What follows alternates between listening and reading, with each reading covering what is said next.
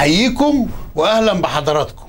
وقبل ما نتكلم عن الدستور ولا مؤاخذه، اقسم لكم ان التيشيرت ده جديد مش مستعمل. الناس كلها دلوقتي بيتشك في هدومها. طبعا مش عيب ان مصر تشحت ملابس مستعمله، دي فضيحه. بعد كده هنقوم بثوره ونقول عيش حريه وهدوم الاماراتيه. خلينا في موضوعنا. انا مستعد انزل الدستور واقول نعم كمان من غير ما امسكه او اقراه، مش عشان انا خروف، لا، عشان انا متوضي، وعشان الاستقرار والاستمرار والاستحمار اللي من يوم ما وعيت على وش الدنيا وانا بسمع عنهم ونفسي اشوفهم واتصور معاهم. بس لازم يا جماعه استفيد من عصير التجارب. نعم، حضرتك ما خدتش عصير؟ يبقى انت لسه جاي. احسبوا ورايا. طب خلاص اقعدوا مكانكم، بلاش ورايا دي، احسبوا معايا. رحت استفتح على اعلان دستوري، انتخابات مجلس الشعب مرتين، شورى مرتين، رئاسه مرتين، الدستور يعني 8 مشاوير، مواصلات وطوابير، ونزق في كراسي متحركه عليها عواجيز. بس السيسي طلع وقال كل ده بح فركش. طب مين هيدفع لي اجره التوك توك؟ مش عاوز ارتكب حماقه. الحماقه هي ان تفعل الشيء نفسه وتتوقع نتيجه مختلفه. ابقى عامل زي الراجل اللي اخد 30 قفا على سهوه. وعاوز واحد يقول لي بلدنا رايحه على فين؟ احنا تقريبا رحنا في 62 داهيه، بندور على حته نركن فيها ومش لاقيين. محتاجين واحد عراف زي الفلكي اللي طلع بيقول ان اسم الفريق السيسي موجود على مخطوطه من 1100 سنه كشاب يافع اسمر، وان الرئيس مرسي موجود برضه بس اسمه السفيه.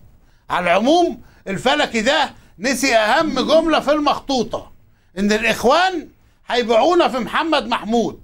مالك يا ابني؟ طب ايه ده نسيت ايه؟ طب اتصل بالمخابرات واطلب قسم تسجيل مكالمات المواطنين. قول لهم امي لما كلمتني كانت عاوزه بجنيه عيش بلدي ولا بجنيه عيش فينو؟ مين هيضمن لي ان ما يطلعش حركه اسمها تمرمط او تكحرت والمؤسس بتاعها بعد ما كان بيتاجر في الكلاب يبقى عنده عربيه 2013 بالسواق ويغني علينا هو ورجال الاعمال والسحر باسطوانه الشعب العظيم هو القائد والمعلم. سيدنا علي كان بيقول احذر من يطربك بما ليس فيك. يعني احنا لو شعب عظيم عاوزين مننا ايه تاني؟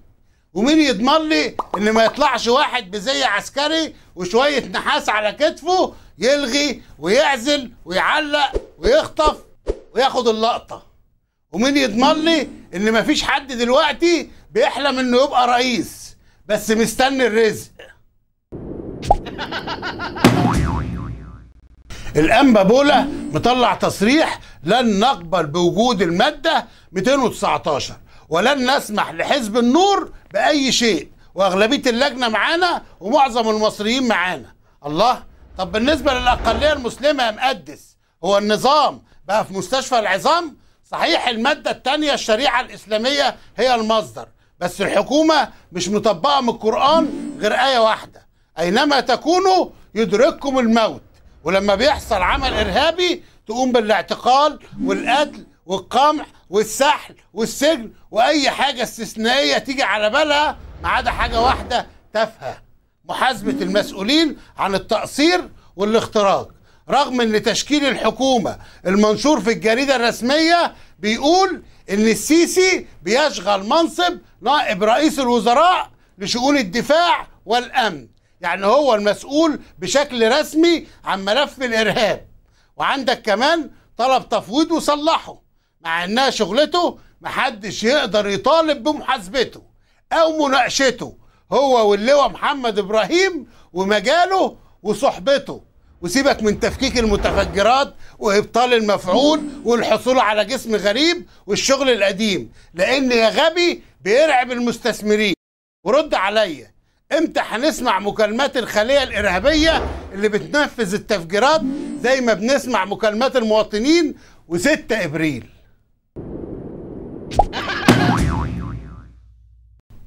مفيش مصطلح اسمه الدستور التوافقي اللي يخلي لجنة من 50 تطلع لسانها للشعب وتغير او تعدل 204 اللي كانت بتتكلم عن ايه؟ عن مفوضية لمحاربة ومكافحة الفساد ومعالجة تضارب المصالح، تحط مطرحها محاكمة المدنيين امام محاكم عسكرية بنفس الرقم 204. ده مش دستور توافقي، ده اسمه دستور تنافقي. عندك دستور 1778 بتتفاخر بيه امريكا وتتباهى قدام العالم، خرج من لجنته التأسيسية 30% من الأعضاء اعتراض على المواد. الإعلام بيغني على السذج ويقول لهم عرس وكأننا عملنا إنجاز. دستور البرازيل العملاق الاقتصادي الجديد اتعدل 70 مرة في آخر 24 سنة. مصر كتبت دستور في ظل القتل والاعتقال والإجراءات الاستثنائية وحالة الطوارئ وحظر التجول، ويقول لك بيضمن الحريات. وطالع الرئيس المؤقت يقول لك كلام كوميدي لصحيفة الشرق الأوسط: انكسرت القيود وولى زمن كبت الحريات إلى غير رجعة. مش هشكر له على التصريح ده، لازم أعمل حاجة أكبر من كده.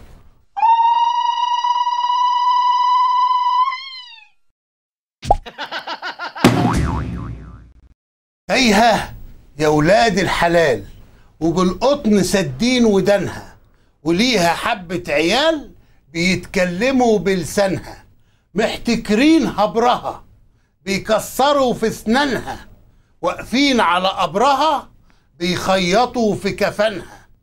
قالوا عليها مريضة نشفت وجفت عدنها، وجعلوا السرقة فريضة كتبوها فوق ببنها. كانت عظيمة وعفية وجنود ماتت عشانها، وغنوا لها يا بهية الله يجازي اللي هنها. اسمها أم الحضارة تعرفها من أذانها، بتفهم وبالأمارة عارفة كل اللي خانها. أنا كنت عايش فيها وفي حضنها وحنانها، أمانة اللي يلاقيها يقول لي فين عنوانها.